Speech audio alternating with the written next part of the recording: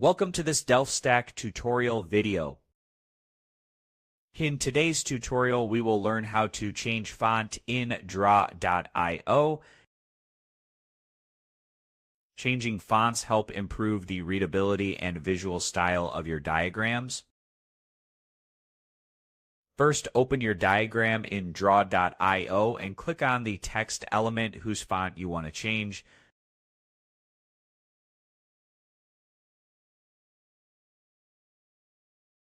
Click on it and you will see several formatting options appear on the right-hand panel.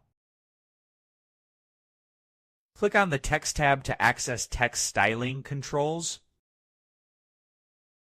If you want to change the font for multiple text elements at once, hold down the Control key on your keyboard and click each text item to select them together.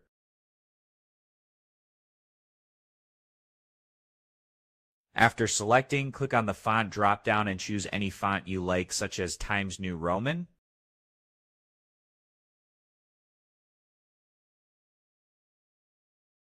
You can also select a custom font if available. Once selected, the font will update immediately on your diagram.